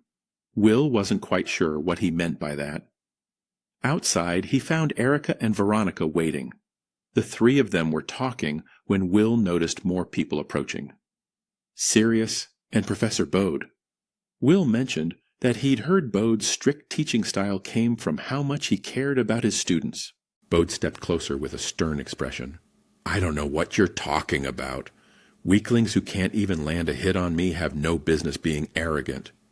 Will thought the professor hadn't changed one bit. If you understood that, Bode continued, then work hard on the battlefield. Thank you for dealing with Sirius. I'm grateful as well, Sirius replied. Will turned to him and said he was still pretty quiet. Sirius gave a restrained smile. Thank you. Because of that, I was able to focus completely on training and get even stronger. That's Professor B's way of teaching. As long as you survive and manage to get your revenge, it's not a defeat. That's a good lesson, said Will. Get stronger. Sirius broke into a real smile and bumped his fist against Will's before heading toward the carriage. Will thought that having more capable offensive mages was always a good thing, and that he would make sure the battles against the monsters went in their favor. Veronica said it was time to go. Will was already on his way. Inside the carriage, Veronica explained the mission. The Dunnel Forest was ahead. This time, the request was to subjugate goblins in the forest. Each group would be made up of 3 students from different Mayis, Schwarz, Hillick, and Silburn, plus 1 teacher from one of the schools as support. Erica asked if the groups were already set. Veronica confirmed that Erica was in the same group as her. Erica thought that was better than being stuck with strangers, even if Veronica made her a little uneasy. The professor mentioned that Will's group also had something different about it, but that they had already arrived. It was better to go see the Silurn participants who were already on site. Will knew who they were from his past life, but they had never been properly introduced. A girl called his name, ran up to him, and hugged him before he could react. "I've been waiting for the day I could finally meet you." Will turned red on the spot. "Wait a second. I have no idea who you are." The girl stepped back, not looking the least bit offended. "That makes sense. We never properly introduced ourselves, after all." She straightened up with a smile. "My name is Marie Goldrin, granddaughter of the director of Schwarz Academy, Alnairam Goldrin." Will's jaw dropped. Will stood still for a second, processing. So it was her, the girl he had taken care of. He never imagined they would meet again. He asked how she was doing, and Marie said she was doing great. She apologized for not thanking him properly before, but Will said there was no need. Her grandfather had recommended him to Schwarz in return, so they were even. Marie shook her head. She wanted to repay the favor somehow, too. Since she had no talent for magic, she enrolled in Silburn and threw herself into fencing. The result was reaching the top of the academy exams. "Turns out I have a knack for the sword," she said, laughing. Will thought about that from bedridden to first place in the exams in such a short time. She was absurdly talented. Marie took his hands firmly. "You can count on me, Master Will. That's why we ended up in the same group." Will smiled and said they would give it their best together, and he understood in that moment what the director meant when he said he was counting on him. Marie turned suddenly, saying someone from Hillich had arrived and that they should go greet them. Erica commented that their group seemed well put together, and Veronica agreed. The atmosphere was already good. Marie looked around, searching for the other group members. She asked if Master Wren and Turf had arrived yet. Will recognized the name. The door opened, and a man appeared, asking everyone to be patient. They were on their way out. He stopped outside and introduced himself as Master Wren, wanting to confirm whether those were the students joining his group. Will felt something tighten in his chest. It was his mentor. In his past life, this man had been his master, and the best healer he had ever known. He celebrated internally at being in the same group. Behind Wren, a scholarly-looking young man appeared, complaining that the professor still hadn't come down properly. Marie identified him as Master Turf and introduced herself. Turf said it was a pleasure, but his eyes went straight to their joined hands. "And you are?" Turf asked in a tone that didn't hide the disdain very well. "Will from Schwarz, an offensive mage," Turf muttered. Wren stretched without any ceremony and declared that this was their group. They could do as they pleased. He would be watching. Marie frowned, questioning that attitude. Will thought that was exactly how his mentor had always been. He stepped toward Wren and asked if he could call him mentor. Wren raised an eyebrow, wanting to know why. Will explained that he could use healing magic, but had never had a teacher for it, and he wanted to learn from him. Wren was surprised. An offensive mage who also used healing. He said he thought he had heard something about that, and that the group's formation seemed intentional. When Will asked if that was all right, Wren shrugged. "Call me whatever you want." Marie immediately said that if Master Will was calling him that, she would do the same. Turf tried to object, but it was no use. Erica and Veronica exchanged a glance. The group was already way too friendly. Each team received their designated area with the cabin serving as a base. The goblin territory was a little deeper into the forest. As was customary in combat, healers didn't go to the front line. They would stay at the base. Marie pointed out that Ren was a healer, yet he was going along anyway. Ren replied that he was the supervisor, so it was different. They could do as they pleased. He wouldn't be a burden. Marie said she would help him so he wouldn't have to hold back. Will agreed that meant something. The goblins attacked. Marie swung the massive sword with full force, sweeping enemies in wide arcs. Each strike landed with an absurd impact. When she touched down, there was a pile of goblins collapsed around her. Will looked at her and thought of the girl lying in that bed. How she had gotten here. Marie's fencing was like that. Every hit driven by raw power. Maybe she alone could clear that entire place. There's a big group of them over there, she warned. Ren crossed his arms. Impressive, but full of openings. Great at pushing forward, but when surrounded, she's exposed. Cover her. Will agreed and thought that he was finally going to fight real monsters. One of the goblins charged straight at Marie. Will thought those goblins were genuinely formidable. That tension in your shoulders, Ren said. Relax. Will was surprised, but he agreed. It was just like before. Ren always noticed too much. So he activated the magic circle, then the physical enhancement right after, and moved in. He leapt between the monsters, cutting with his sword and covering Marie's back without any apparent effort. You can count on me, he said. Marie didn't hesitate to agree. So that's what fighting with healing magic looks like, Ren commented from a distance. Not bad, Will celebrated internally. It worked against monsters, too. The knife Professor Veronica had given him carried a different kind of force than Alpus's blades. Cleaner, more precise. You spread yourself across explosive power and fencing at the same time, Marie said. It's really impressive. That's enough for today, Ren announced, already walking. Let's move on. Marie mentioned she felt lighter somehow. Will said it was thanks to their mentor. Ren's healing magic had indicators for serious conditions, but his real skill was speed. So casual, so subtle, that no one around him even noticed it had been used. That's why non-healers never understood just how extraordinary it was. Will had asked about it once. I don't do it to show off, Ren had answered. If you're healed, that's all that matters. Will said nothing more, but he thought the world hadn't noticed. The greatest healer in the world was Ren Kaidos. Later at the group's cabin, Ren reviewed the day. Good group. You all did very well today. Everyone came back without injuries, so I didn't do anything, Turf said. Providing healing through meals is also a healer's duty, Ren replied. And you did that well. The taste was thanks to your special sauce.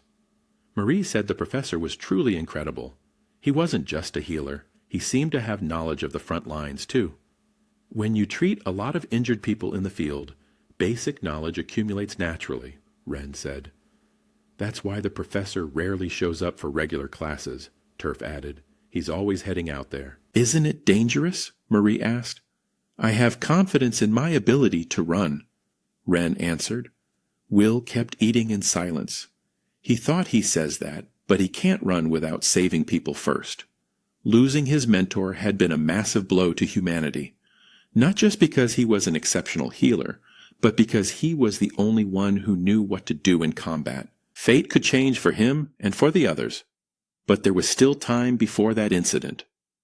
Will looked down at his bowl and finished his soup. In this life, he wasn't going to let his mentor die. The group kept enjoying the night together. In the forest, the goblins gathered around an unknown figure. It offered them the power of the red moon. The goblins began to grow violent. A giant goblin moved toward the group. The next day they went back to subduing monsters. They exchanged thoughts on the previous battle, and their teamwork improved noticeably. At the pace they were going, they'd be done the day after. They pressed on. Ren stopped suddenly. Let's head back. Why? Marie frowned. We haven't run into any monsters yet. That's exactly it, the professor said. There's no sign of anything. Goblins have a strong sense of territory. When outsiders get close, they advance just like they did yesterday. We've walked far enough and found none. What's going on? Will asked. I don't know, but on the battlefield, trust your instincts. We head back for today, and when we get there, we call another group to join us. I trust Professor Veronica's group, Marie said. They have a base near here. Well formed, Wren said. Let's go there. Will hung back as the others moved ahead. That off-pattern behavior from the goblins had a bad smell to it. Marie called out that they were close to the road leading to the neighboring base. Will tried not to think about his past life. He knew he couldn't, but what appeared in front of him wiped out every thought. Erica was there, hands bound with rope, completely unconscious. Marie moved forward without hesitating, saying she was going to save her, but the ground gave way strangely under her feet, a trap. She drew her sword on instinct and drove it into the soil before she could fall all the way down, holding on tight. Even so, she warned the others to watch out.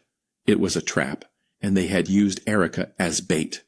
"More coming!" Wren shouted. Arrows cut through the air toward the group. Will intercepted every single one with his knife before they could land. The goblins charged right after, red eyes blazing, ready to fight. Marie climbed out of the pit while Will read the situation. They were surrounded by dozens of them. It was too coordinated. The movements reminded him of the red moon, but it wasn't supposed to appear for another 2 years. Will felt his stomach tighten. Was the tragedy already unfolding? Erica groaned and stirred slightly. She was still alive. This wasn't the time to dwell on it, but knowing that was enough to steady Will. "There are a lot of them," Marie said. "At least she's alive." Will touched the ground. "Leave it to me." Roots burst up around the group, forming wooden guardians that blocked the goblins on every side. Will told Marie she didn't need to stay on the front line. With the archers behind the fight, it would be easier to find the openings. She could set herself up properly. Marie planted herself and let everything loose at once, breaking the enemy formation with a heavy strike. "What do you think?" she asked, satisfied. A goblin tried to attack her from behind. Will hit the monster in the neck before it could reach her. "I'll cover the gaps." "Great work, you two," Wren said. "I'll go rescue the young lady." "Go," Will answered. But something was wrong. A bad weight settled in his chest before he even understood why. The red moon's effect made monsters violent. That much he already knew. What he hadn't expected was what started rising from the ground. An ogre. It had been hiding underground, and the red moon was making creatures of different species act together. Will realized he was too far away to help. It was just like his past life. No matter how hard he tried, he couldn't protect everyone at the same time. The ogre's fist came down toward Wren. Wren focused his magic and used physical enhancement to dodge the blow at the last second. Will stood still for a moment. His mentor had learned the offensive healing magic he had taught him. The ogre turned and tried another strike. Wren ducked, leaped with everything he had, and landed behind the monster's head. "Good night," he said. Wren hit the ogre with a mental shock. The creature lost consciousness and crashed to the ground with a dull thud, while the mentor landed lightly behind it. Will walked over and commented on the move he'd just seen. Wren replied that a good mentor learns from his student, too. Will said that was exactly what he expected from him, and Marie declared it had been incredible. Wren started untying Erica and warned that they needed to get out while they could. Will considered that with the mentor's strength, they could probably handle everyone there. The wooden golems were still holding the line. Wren told him to stop being an idiot. He had only put the ogre to sleep. He was a healer, and even though it was a monster, he had no intention of hurting the creature. Once the effect wore off, the ogre would be fine. Will said that was exactly the person he knew. They cut through the goblins and ran. After taking down a few pursuers, the monsters seemed to give up the chase. Will said they could catch their breath there. Wren used his healing magic and asked Erica to wake up. She slowly regained consciousness, disoriented, asking where she was. Marie told her she was safe. Will apologized for asking right after she woke up, but he needed to know what had happened and why she had been alone. Erica held her head, trying to gather her thoughts. She remembered that the previous day's subjugation had gone well, but they hadn't been able to eliminate all of them. When the group was regrouping, something went wrong. Professor Veronica had disappeared. Will asked about that, and Erica confirmed it. Veronica had left a note asking them to wait, that she'd be back soon. But Erica got anxious, and in the middle of an argument with the other two, she ended up going after her. Will figured that was exactly what the others must have told her, and she hadn't been able to say no. There was nothing funny about the situation. One wrong move, and the girl could have lost her life. None of them were prepared to deal with that difference in class. Erica said that as soon as she entered the forest, she smelled something sweet. The next thing she remembered was now. Wren noted that the goblins had some kind of sleeping drug. The trap, combined with the fact that they were working alongside the ogre, was strange, but there was no time to analyze that now. Their base had to be nearby, and they needed to regroup with the other two. On the way back, Erica asked them to stop. She stood still, staring ahead with a look of shock. The base had been destroyed. Marie said she had thought about this before. Goblins are extremely territorial and normally don't leave their own territory, so farther away should have been safe. But now she wanted to understand the reason behind this. Will reflected that proactive attacks against humans were a trait of monsters during the Red Moon, but there was no way to explain it right now. Wren noted there were no signs of a struggle, which meant the two had fled somewhere. He was going to look for them. Will, Erica, and Marie should join Turf and get out of the forest. The group agreed without question. Wren also warned them not to assume the base was safe and to stay alert. The group ran back. Will asked if Turf was okay. The boy answered that dinner wasn't ready yet. Marie thanked him for being safe and sound, and Turf turned red. Will said he'd explain everything later, but they needed to leave now. Then he turned and noticed something. He slowly closed his fist. The ogre was in front of the house. It had followed them. Erica panicked, asking what they would do. Will said, in a low voice, that he was just realizing how pathetic he had been up until now. Erica didn't understand what he meant. Will replied that he was going to take that ogre down and that he believed they could win.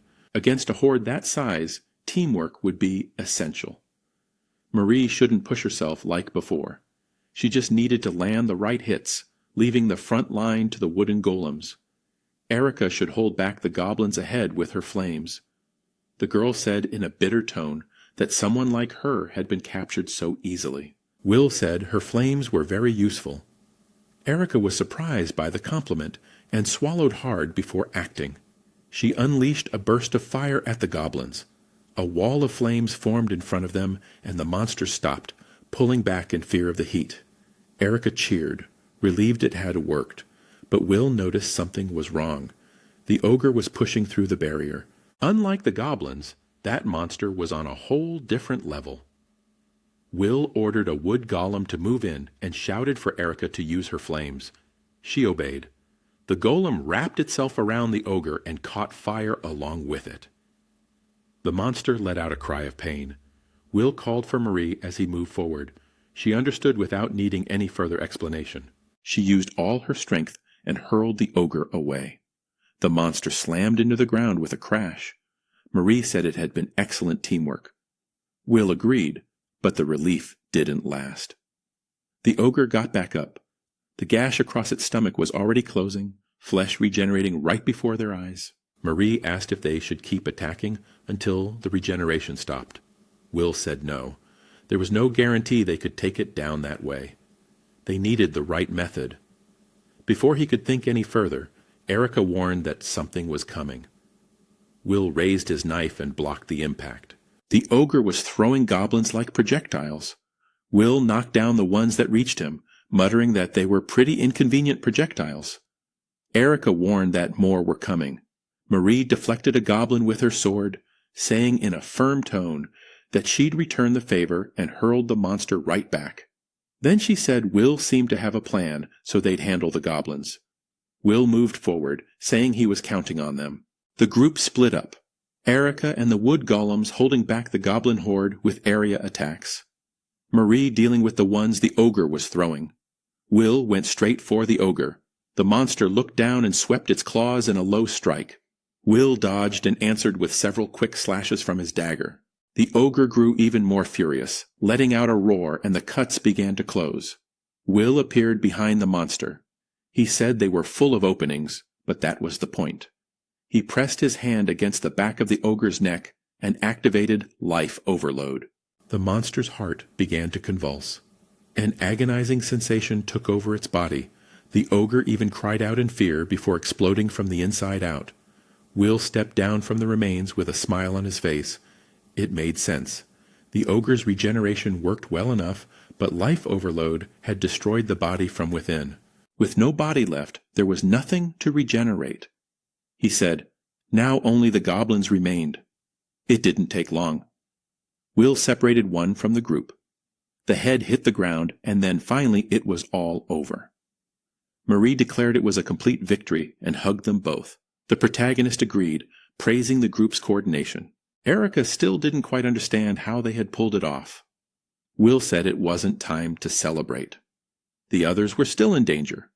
That was when a gust of wind. Sirius stood still, motionless after using his power. Will assessed the situation and concluded he was fine. The protagonist agreed, relieved that everyone had come out unharmed. Bode then caught their attention. He wanted to know what that strange group composition was about and where the instructor and the others were. Ren appeared, answering that they were right there.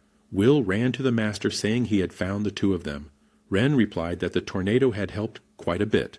It drew enough attention to locate them.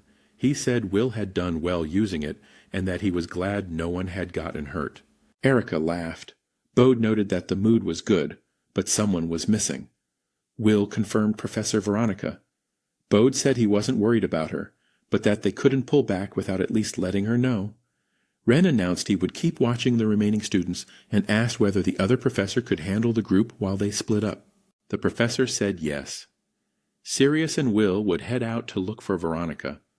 The protagonist tried to extend his auditory perception to track living presences, but he hadn't practiced enough yet to distinguish them with any precision. He would have to do it the old-fashioned way. It didn't take long. He found Veronica, and she was still fine, but something was off. She was clutching a red moon crystal in her hands. Then she looked back. Will tensed. It was the same light as before. The professor tucked the crystal into her pocket and asked what he was doing there. Will denied any suspicion, said he was looking for her, that the monsters had been acting strange, and that the training had apparently come to an end. Veronica said she understood and that they would head back now. Will asked her to wait. He wanted to know what that stone was. The professor replied that it was nothing. He pressed. He wanted to know what she had been doing all that time, leaving the other students behind. He asked her to answer him. Veronica opened her mouth. She said she was sorry, but that she wasn't usually open about her methods, and that he would do well to stay quiet about it. Will sighed, sensing her aura. The professor told him not to worry, that she wasn't going to do anything bad. He couldn't say anything more. He tried to push further, but he didn't have enough power for that, and more than that, he wasn't ready to suspect Professor Veronica. In his past life, she had been his companion, and so the training camp came to an end. That night, Will couldn't sleep. He kept wondering whether Veronica was involved with the Red Moon. In his previous life, she had never been like this, so he watched her from a distance.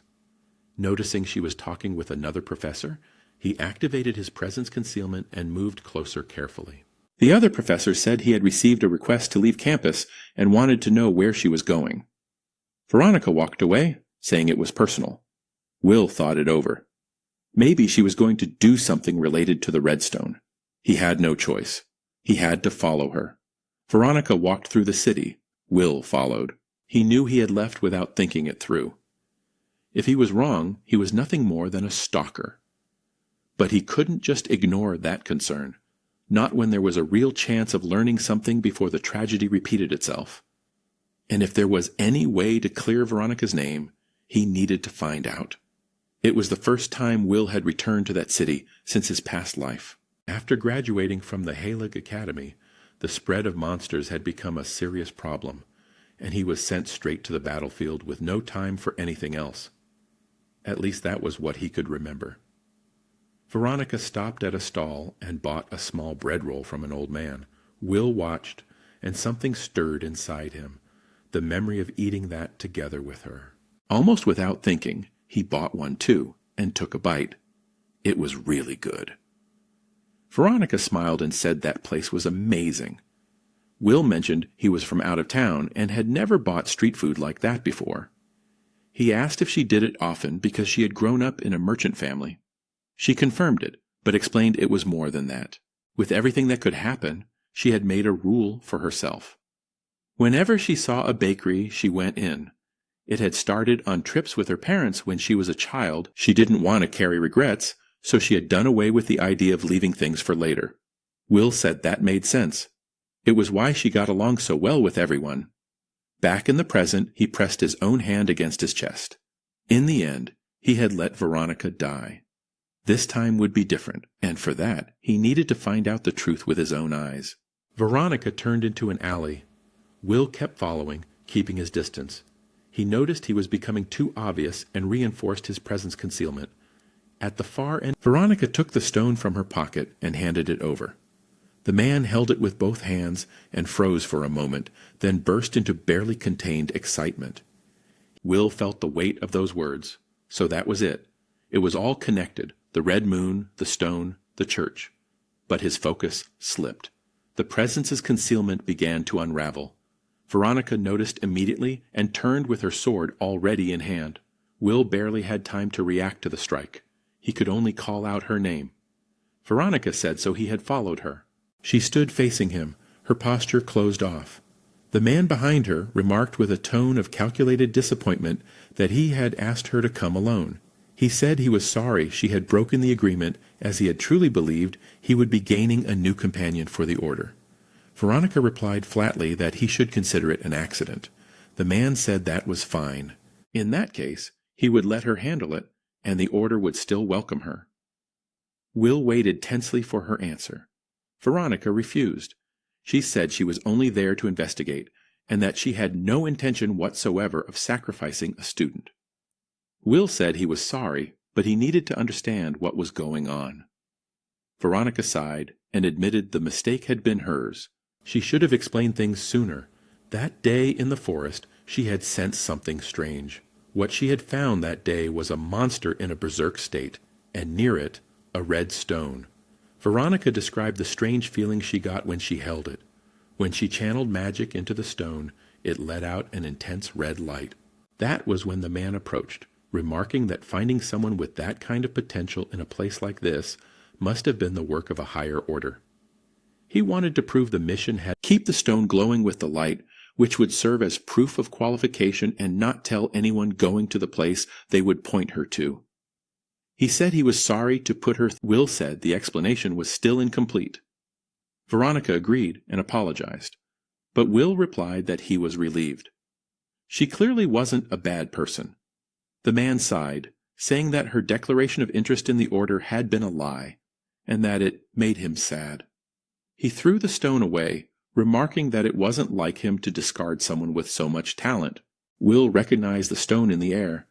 It was the same one Veronica had received near the water, but before anyone could react, it started to glow. The monsters around those water dragons were exceptionally strong. Veronica counted 8. Will said he could handle half.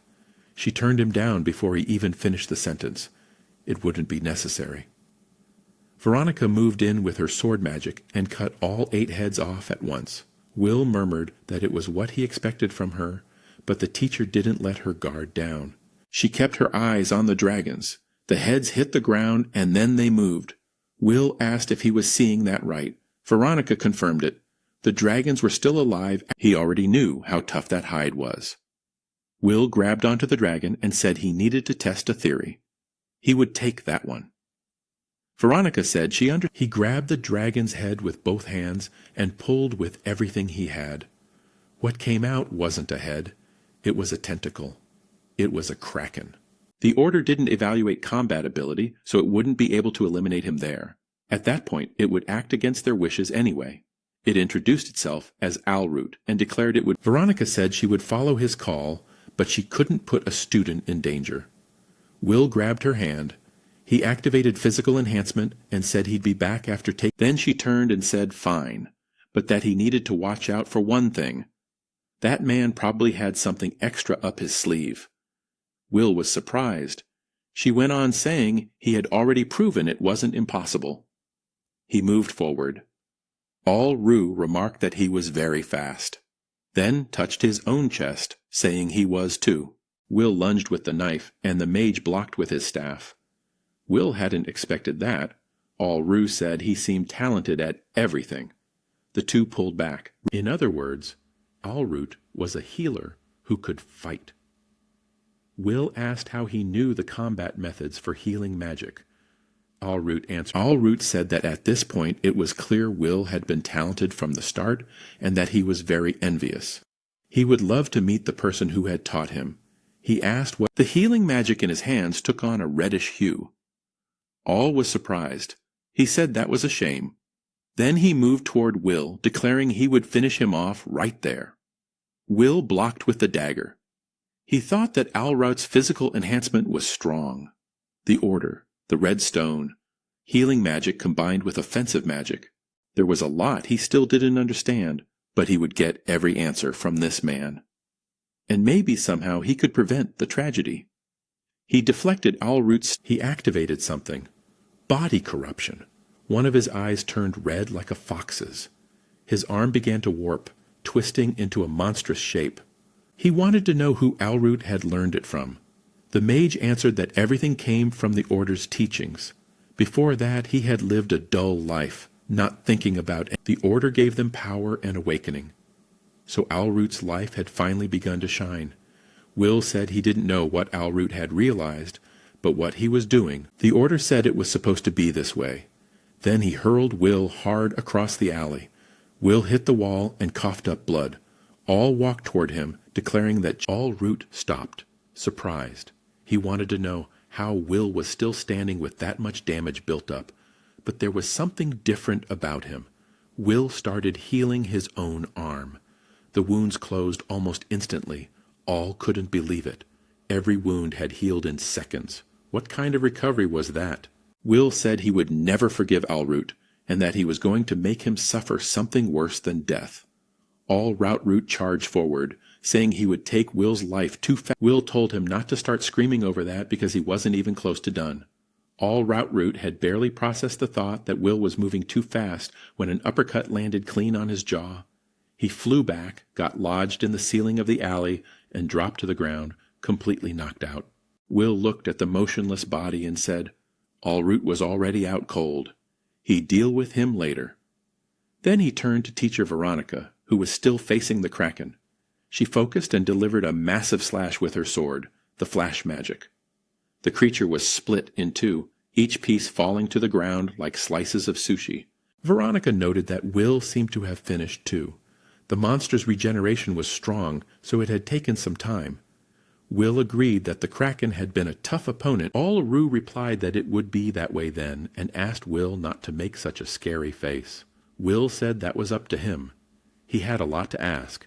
He wanted to know what the cult was and what its goal was. All said a believer never leaks information to outsiders. Then he pressed his own dagger against his neck and declared that he would devote his life to the cult. He wished long life to the cult and took his own life. Will froze. Alroot wept, saying he had sacrificed himself to protect the cult's secrets. He was a perfect believer. With that, his soul would be guided to the world of desires of Lord Claudius. But then Alroot's mind began to clear.